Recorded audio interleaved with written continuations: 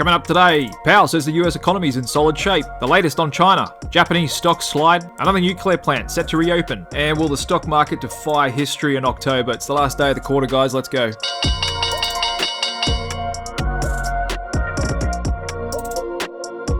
And welcome back, everybody, to the Click Capital Daily Market Review. My name's Jared. I'm going to get you updated on everything that's happened across the market today. And if you're subscribed to this channel, I'll keep you updated every single day of this week. And once again, we've got some key data coming out this week. It's the last day of Q3 today. We've gone into the start of Q4 tomorrow and the start of a new month, October. And what we get on the first week of every month is a jobs report on the first Friday of every month. And so the unemployment rate is forecast to come in at 4.2%. This is the biggest data print we'll be looking for this week. And then next week, we've got CPI inflation data on Thursday. But what was interesting, we heard from Jay Powell today, and I'll just take you down to the 5-minute chart just to show you the price action we got. When he was speaking, he actually came out just before 2 o'clock and started speaking around here. Then he kind of indicated to the market that he likely sees 2 more interest rate cuts this year, as they have 2 more meetings, with 25 basis cut at each. The market had been pricing in odds of another 50 basis point cut. So the SPY initially sold off. However, big money dip buyers stepped in and it ripped back up right into the close. And so again, that may be the market tipping its hand to us, because in my opinion, J-POW definitely doesn't want to get things heating up too much here, risking the resurgence of inflation if asset prices are flying to the moon, and then the wealth effect from that. With the top 10-20% of asset owners continuing to spend at record, helping to keep consumer spending up. At the same time, he doesn't want to see another dive in the market. If we see a serious pullback in the market,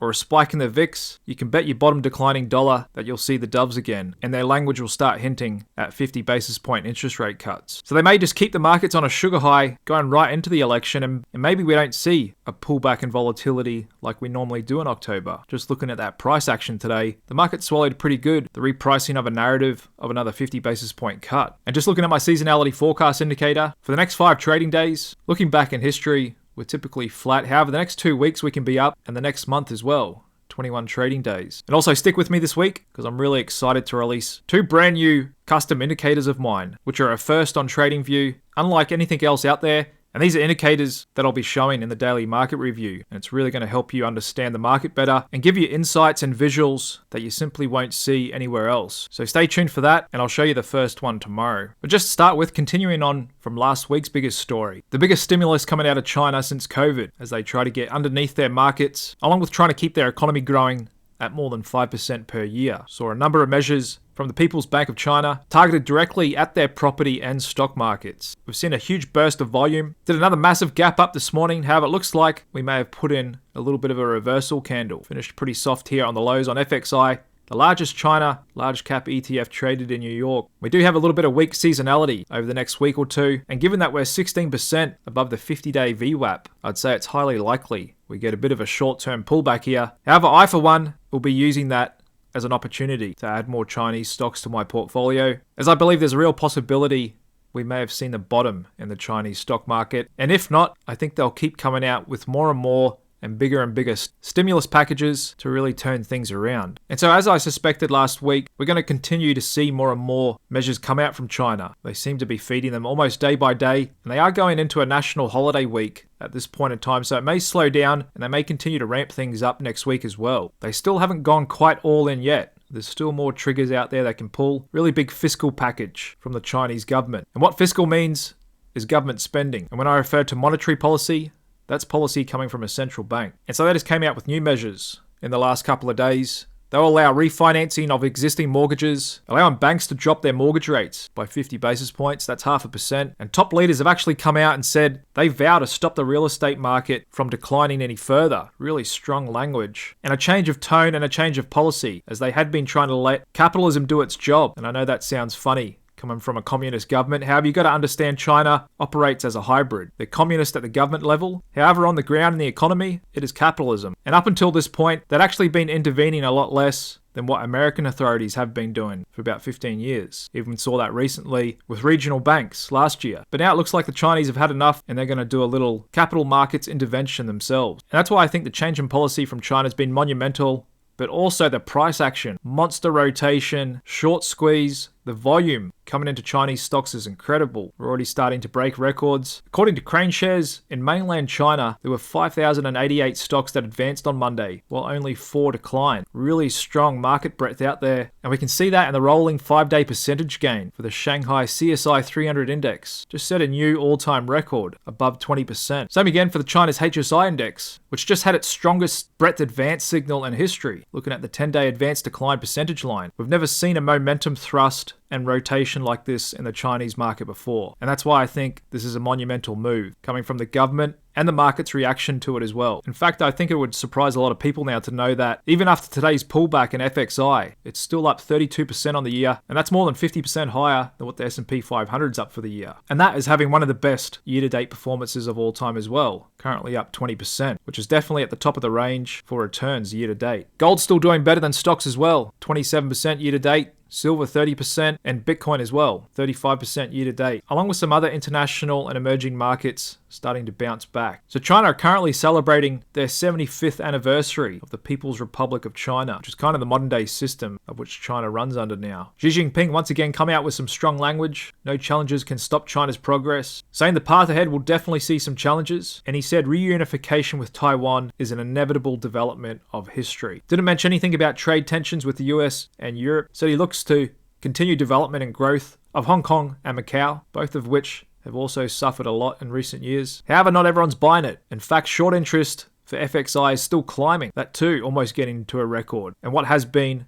a very popular trade for the last couple of years, short Chinese security. However, looking back in history, the 5 big rallies we've had in the Chinese stock indices with stimulus measures from them. And like I said, when China rallies, it can rally pretty good. 2006 into 2008, CSI 300 was up 500% in 22 months. And like I said, this time, by some measures, this is the biggest stimulus they've ever done, and they may not be finished either. This could continue to roll out over the coming weeks. And what'll really get things moving is if Wall Street jumps on board. Morgan Stanley just forecast another 10% rise for Chinese stocks, which had just happened in almost one day. However, they said more work is needed. But according to UBS, Chinese stocks trade at 30% price to book discount to emerging market peers, with profitability only 2% lower. But like I said, things may slow down this week with the lack of news flow and the fact the Shanghai stock market is going to be closed over the next week as well for China National Day celebration and its Golden Week holiday. So that may coincide with a little profit taking and maybe some games by hedge funds as well, shorting Chinese securities, and they may in fact pull back this week and into next week. However, it's not just China that some big investors could be starting to change their mind on, it's also India. Just heard the #1 banker in the world, Jamie Dimon, in fact betting on its growth for another 30 years, as JP Morgan plans further employee expansion in India, looking to do more business over there, and their economy and stock market has been on a tear this year. And so like I said, we're getting a really broadening of this global bull market. It's no longer just the Mag 7 driving everything. They've actually been lagging of late. And it's global stock markets like India that have also been having a good year, currently up more than 20% year to date. And what had been doing well in Q1 going into Q2, Japanese stocks were on fire. At the same time, the yen was weakening. Then their central bank came out a little hawkish, had a pretty sharp and swift bounce in the yen. We've had a bit of volatility in Japanese stocks as well. They kind of had a Black Monday moment on August 5th. And they had a pretty soft start to this week as well. Nikkei down almost 5% on fears the new Prime Minister might adopt less market-friendly policies, favouring tighter fiscal and monetary policy, potentially raising corporate and financial income taxes. Kind of gave a bit of a bounce to JGBs as well, Japanese government bonds, but also caused the Nikkei to take a bit of a sharp reversal after last week's good performance. So I'm sure you've heard by now that October can quite often be a volatile month. In fact, it is the most volatile month of the year. However, is there a consensus that we are going to have a big pullback and VIX spike in October ahead of the election? And like I said, is this time a little unique because we've got really dovish and supportive policymakers in the US who may just have their mind set on keeping conditions good for another couple of months, and that the market knows that. And that's why we saw that big dip buy this afternoon. Market only sold off for about half an hour after Jay said doesn't look like he's going to do a 50 basis point cut. Market swallowed that pretty good and actually bounced back. Because if we do see a big dip in the market, we do see a VIX spike, I'm pretty sure later that day we'll be hearing from Janet Yellen and some other Fed speakers on how monetary policy is too tight and restrictive, even though everything else is still good, by the way. But the fact is, looking at hard data, in election years, October does tend to be weak, on average finishing down for the S&P 500. And more data from Carson Research shows that when the S&P's up more than 20% year to date going into Q4, like we are tomorrow. On average, the S&P 500 is only higher 22% of the time with an average return of negative 3%. However, Q4 still finishes higher 77% of the time. Not a huge gain there either. And so that's a bit softer than from what we see in a normal year. So the market may be front-loading what is normally a bullish election year. And it looks like this year's following seasonality almost to the T. In fact, we're doing even better. And here's a really good chart here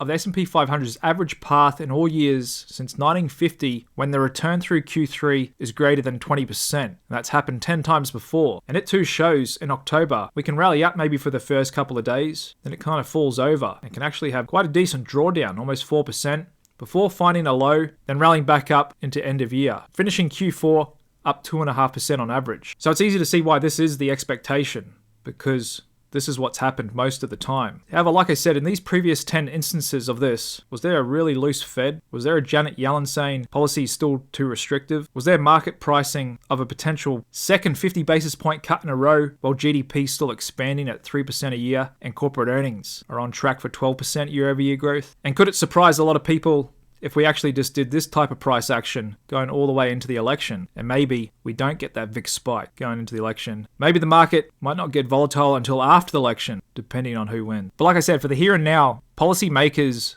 are really supportive, really dovish, but I still think Jay Powell is going to walk that fine line. He doesn't want to overcook the economy too much. He doesn't want to see markets go vertical. Then it becomes too obvious what they've done to it and risks the resurgence of inflation, although I don't think that's a real key priority for the here and now. He still says the US economy is in solid shape and the Fed intends to keep it that way, and that a good deal of progress has already been made in avoiding a painful rise in unemployment. Going on to say, if the economy performs as expected, that would mean 2 more cuts this year, a total of 50 more basis points. And he says the goal is to get cuts and the policy rate down to a more neutral stance, which the Fed says is around 3%. And I'd say 3% is getting more towards the stimulative stance, as long-term rates average more closer to 6%, more than double what he calls neutral. So while he's still retaining that dovish position, I think he's just saying to the market, hold your horses.